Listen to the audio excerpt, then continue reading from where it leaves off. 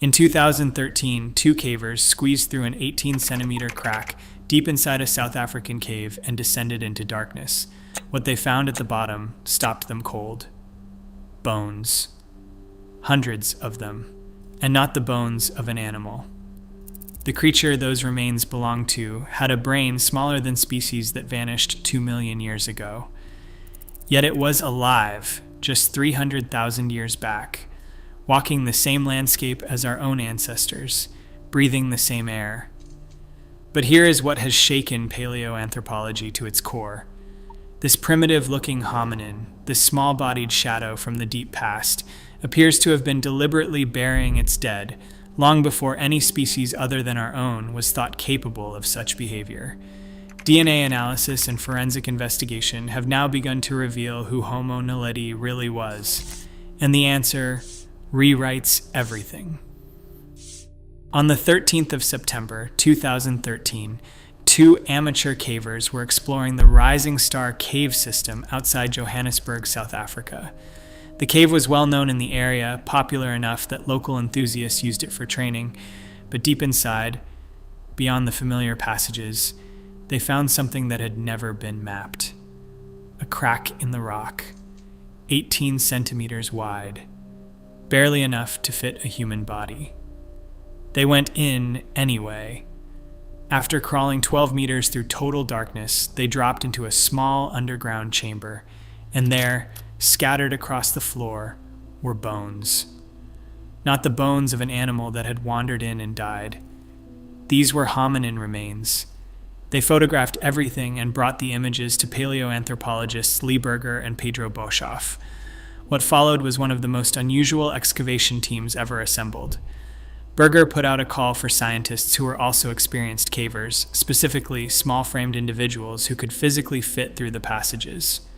6 women answered. Scientists and cavers simultaneously, they formed the core of the extraction team alongside the 2 original discoverers. They excavated in 2 phases. 3 weeks initially, then a return visit of 4 more weeks. What they brought out of the Dinaledi chamber was staggering.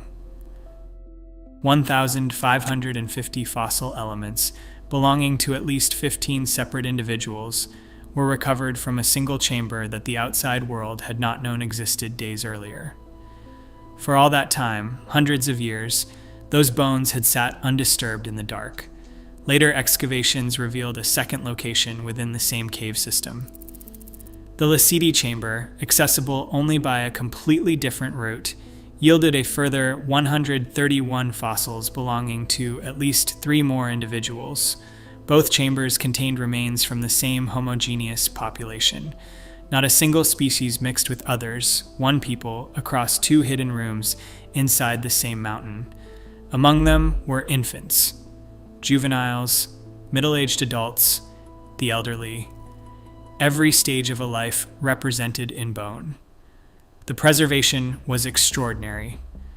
Skulls with their jaws still in place, hands and feet found articulated, the small bones still arranged in their correct anatomical positions after hundreds of years. The site immediately became the most extensive representation of skeletal elements ever recovered from a single African location. It remains, to this day, the only site anywhere on Earth confidently and exclusively associated with Homo naledi. From the moment researchers began examining the fossils, it was clear this was unlike anything they had encountered before. The remains were human enough to be immediately recognizable as belonging to our genus. But the details were wrong, or rather, they were strange in ways that didn't fit any known species. Archaic features sat alongside modern ones. Ancient anatomy appeared in the same skeleton as characteristics associated with creatures that came millions of years later. The scientists who first studied those bones assumed they must be dealing with something very old. An early hominin, perhaps. Something from the deep past that had been sealed inside that chamber long before our own lineage had fully taken shape. They were wrong about the age, and that error, when it was eventually corrected, would make the mystery considerably darker. The bones told a contradictory story from the very beginning. Researchers examining the Dinaledi remains found themselves looking at a creature that seemed to belong to multiple points in evolutionary time simultaneously. Some features were archaic, the kind of anatomy associated with Australopithecines that walked the Earth 2 million years ago. Others were strikingly modern, and crucially, the combination didn't match any known species. Homo naledi was a mosaic, and science had no existing template for it. Start with the brain. 5 skulls were recovered in sufficient condition to estimate cranial capacity. The measurements ranged between 460 and 610 cubic centimeters, with a mean of 513. To put that in context, Homo habilis, a species from roughly 2 million years ago, had a larger brain. So did Homo erectus. Naledi's brain was smaller than both, sitting closer to the Australopithecine range than to anything we would comfortably call human, but brain size alone tells an incomplete story. 3-dimensional endocasts of the interior skull surface revealed that Naledi's frontal lobe organization closely resembled that of later members of the genus Homo. The frontal lobe governs tool use, language, and social behavior. Whatever Naledi lacked in raw brain volume, its neural architecture suggested cognitive capacities that the numbers alone would not predict. The teeth compounded the confusion further. Naledi's dentition was remarkably small, far smaller than you would expect from a hominin with such a modest brain. In the standard pattern of human evolution, smaller craniums correlate with larger, more robust jaws. Naledi broke that rule completely. Its canines and post-canine teeth were reduced, its molars small in crown size, and the overall dental profile resembled something far more derived than its skull suggested. In this respect, Naledi was unlike virtually every other fossil hominin on record. Move down to the body, and the contradictions multiply. Naledi stood around 143 centimeters tall and weighed approximately 37 kilograms. Small, even by the standards of its era. Sexual dimorphism, the size difference between males and females, sat at around 20%, consistent with Homo erectus and far below the 50% gap seen in Australopithecines. That level of dimorphism is usually associated with larger-brained species. Naledi, again, refused to follow the pattern. The shoulders were narrow and primitive, more Australopithecine than contemporary Homo. The chest was narrow, but the hands were something else entirely.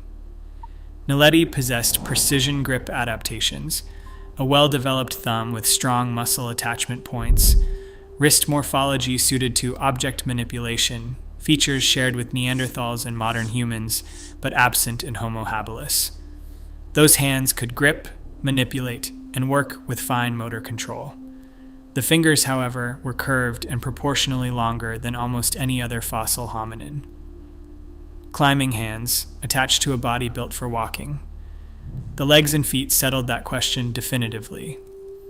The femur and tibia indicated capacity for long-distance bipedal travel. The foot was prominently modern human-like, efficient for running, built for ground-level life. Naledi walked upright. It covered distance. It was not a creature of the canopy. It was something in between everything. And that, it turned out, was only the beginning of what made it extraordinary. When researchers first assessed the Dinaledi remains, the anatomy pointed overwhelming toward great age. The small brain, the primitive shoulders, the archaic skull morphology, all of it suggested a hominin from the deep past. 1 to 2 million years old, most assumed. A relic from the early chapters of human evolution, sealed by chance inside a cave and preserved. In 2017, they dated the fossils properly, and everything shifted. 3 teeth and the sediment surrounding them were analyzed using electron, spin, resonance, and uranium-thorium dating, 2 independent methods applied simultaneously to cross-check the result. The answer that came back was not 1 to 2 million years. It was 236,000 to 335,000 years ago. The Middle Pleistocene, a period so recent in evolutionary terms that it barely registers as ancient at all. To understand why that date is so destabilizing, consider what else was happening at that moment in Africa. the first anatomically modern humans were beginning to appear. Homo sapiens, our own species, was taking shape on the same continent, in overlapping territory, at almost exactly the same time. Homo naledi, with its Australopithecine-sized brain and its mosaic of primitive and modern features, was not a distant ancestor from a forgotten era, it was a contemporary. The two species almost certainly shared landscape. Their ranges overlapped. They may have encountered one another. Researchers examining how that coexistence could have functioned note that the two species occupied meaningfully different ecological spaces. Homo sapiens concentrated on open savannas, pursuing varied diets that included substantial meat consumption, processing food extensively, and exploiting grassland environments with increasing efficiency. Naledi, by contrast, favored mosaic environments, patchworks of forest, rocky outcrops, and sheltered terrain. Its teeth tell a different dietary story entirely. The chipping and wear patterns on Naledi's dentition suggest a diet of hard, gritty foods, unwashed roots and tubers, nuts, materials covered in dust and soil. Teeth that had to be extraordinarily wear-resistant simply to survive a lifetime of that diet. No stone tools have ever been found in association with Homo naledi, not one. Yet its hand anatomy, the precision grip, the manipulative wrist morphology, the strong thumb, suggests it was physically capable of producing them. Some researchers propose Naledi may have used tools made of wood or bone, materials that rarely survive in the fossil record. Others suggest it may have manufactured at least some of the stone tools found in the region, since it was the only identified hominin species present in that part of South Africa during the early Middle Stone Age.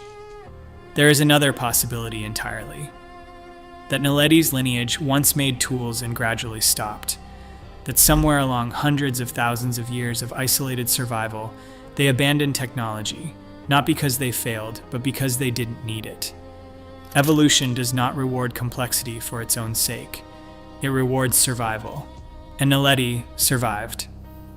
What the 2017 dating also revealed, in its low dental variation and apparent geographic restriction to a single cave system, was a population that was small and genetically constrained. An isolated lineage, a remnant, a species already, perhaps, running out of time, even as it continued, against all expectation, to endure. The question of where Homo naledi belongs on the human family tree has not been quietly debated. It has been contested with the kind of intensity that only emerges when a discovery genuinely threatens established frameworks. Most researchers agree on the basic point: Naledi belongs to the genus Homo.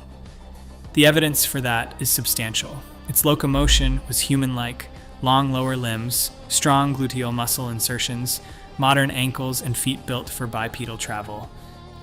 Its hands showed manipulation adaptations shared with later members of the genus.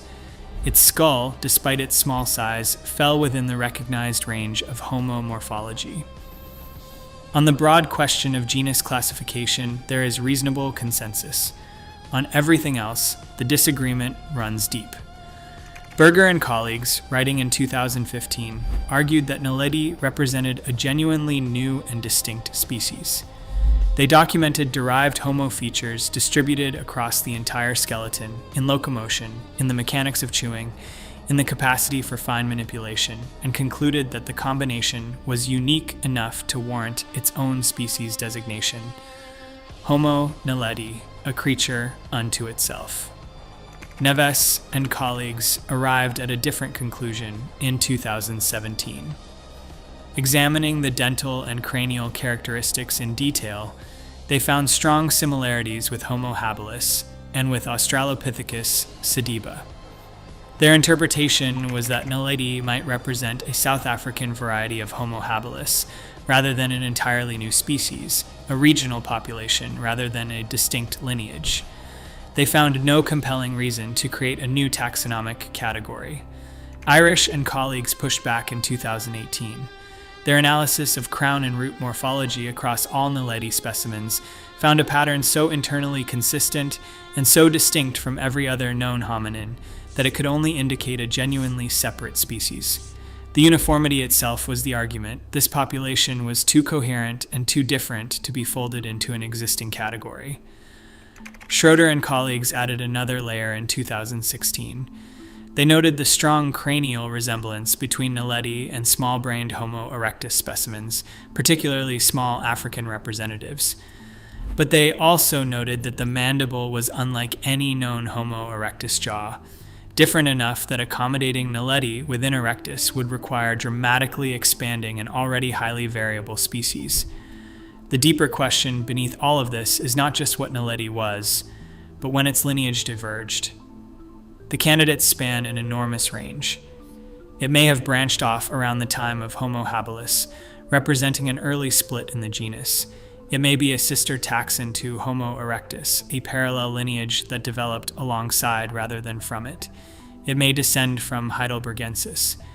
There is even a possibility, not widely favored but not dismissed, that Naledi resulted from interbreeding between Homo and late Australopithecines. What every hypothesis shares is an acknowledgement that Naledi does not fit the standard narrative of human evolution. That narrative runs in one direction, toward larger brains, greater complexity, increasing technological sophistication. Naledi survived for hundreds of thousands of years, while larger brained species appeared and vanished around it. It did so with a modest brain without confirmed tools, in an isolated corner of southern Africa. Evolution, Naledi reminds us, does not progress. It simply continues. And sometimes what continues longest is what we least expected to endure. The anatomy is extraordinary. The age is destabilizing. But neither of those things is what has most profoundly unsettled the scientific community. That distinction belongs to the cave itself. Finding hominin remains inside a cave is not unusual. Caves preserve bone. They shelter the dead from scavengers and the elements. Across the fossil record, caves appear again and again as repositories of ancient remains. But the Dinaledi chamber is not simply a cave. It is a chamber reachable only by squeezing through an 18-centimeter crack, crawling 12 meters through total darkness, and descending into a space that takes modern cavers. Equipped with lights, maps, and climbing gear, approximately 40 minutes to reach from the main entrance.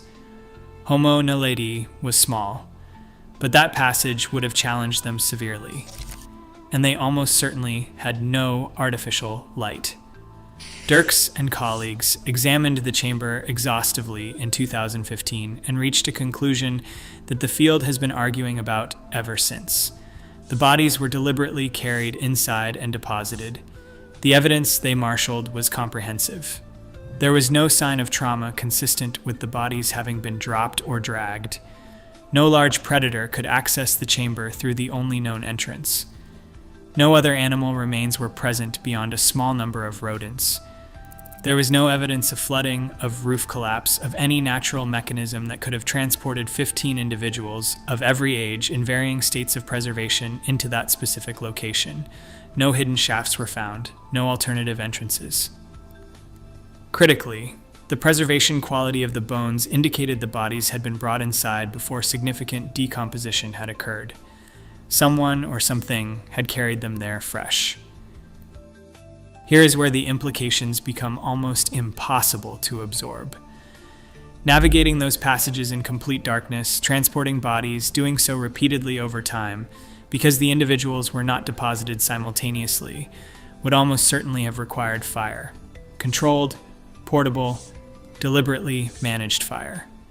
In a species whose morphology we had placed firmly in the primitive category. The demographic profile of the remains adds weight to the deliberate burial argument. Every age group is present: infants, juveniles, mature adults, the elderly. That spread does not resemble the profile of an accident or a predation event. It resembles a practice, something repeated across the full lifespan of a community. The counter-arguments are serious and should not be dismissed. Val, writing in 2016, pointed to evidence of beetle and snail damage on some specimens, suggesting certain bodies had decomposed before reaching the chamber. She argued that natural mummification could explain the preservation quality and that undiscovered entrances could not be ruled out. Dirks and Berger responded the following year, reaffirming the absence of water flow evidence and maintaining their position, while also raising, with notable candor, the possibility that Homo sapiens had carried Naledi bodies inside. Our ancestors were certainly capable of it, but Naledi was also capable. Chimpanzees mourn their dead. They carry deceased young for days. A hominin with Naledi's frontal lobe organization and social complexity almost certainly possessed comparable emotional depth. Something went into that darkness carrying its dead. Whatever drove it there, practicality, grief, ritual, or something we have no name for yet, was not supposed to exist in a brain that small. The bones have told us extraordinary things, but bones have limits. They reveal shape, size, wear, and damage. They suggest behavior and imply capability. What they cannot do, on their own, is tell us with precision where a species sits in the web of life, how it connects, at the deepest biological level, to the other hominins that shared its world. For that, you need DNA. Extracting ancient DNA from hominin fossils is difficult under the best circumstances. The Rising Star Cave system presents particular challenges. The South African climate is not conducive to long-term genetic preservation in the way that the frozen north has been for Neanderthal and Denisovan material. The heat, the humidity, the passage of time, all of it degrades the molecular evidence that researchers most want to recover. But what has already emerged from genetic analysis confirms what the morphology suggested and then goes further. Homo naledi was not a local variant of another known species. It was not a population of Homo erectus that had drifted into unusual anatomy through isolation. The genetic signatures, fragmentary as the current evidence remains, point consistently toward a lineage that branched away from the main current of human evolution early and then persisted, separately, for an extraordinarily long time. The low dental variation observed across all recovered specimens is itself a genetic signal. It speaks of a population that was small, that had been isolated for generations, and that had been breeding within a restricted community for long enough to reduce its own internal diversity. This is not the genetic profile of a species in its prime. It is the profile of a remnant, a lineage that had already contracted, already narrowed, already begun the slow process of disappearing before the world finished the job. That world was changing rapidly.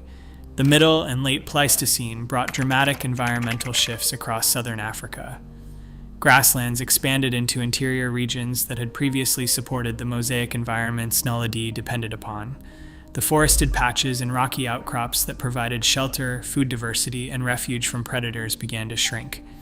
A species already operating with low genetic diversity and a restricted geographic range had almost no buffer against that kind of pressure. Homo sapiens, expanding and adapting, has sometimes been cast as the agent of Naledi's extinction. The evidence does not strongly support that narrative. The two species occupied sufficiently different ecological niches, different diets, different preferred terrain, different energetic strategies, that direct competition was probably limited. Naledi's disappearance looks less like displacement and more like the quiet failure of a small population to survive a world that was reshaping itself around them. There may have been more of them than we currently know. The Rising Star Cave system is a single location. It is possible that Naledi ranged more widely across southern and central Africa, that fossils currently classified as other species may one day be reattributed to this lineage, that the genetic picture will eventually become clearer and more complete. What is already clear is this: Homo naledi was real, distinct, and remarkable. It lived and thought and carried its dead into the dark. And then, somewhere between 236,000 and 300,000 years ago, it was gone, leaving behind only bones and questions and the unsettling suggestion that we have barely begun to understand our own story. The Rising Star Cave is dark again, silent. The bones are gone, but the questions remain, and they are not small questions.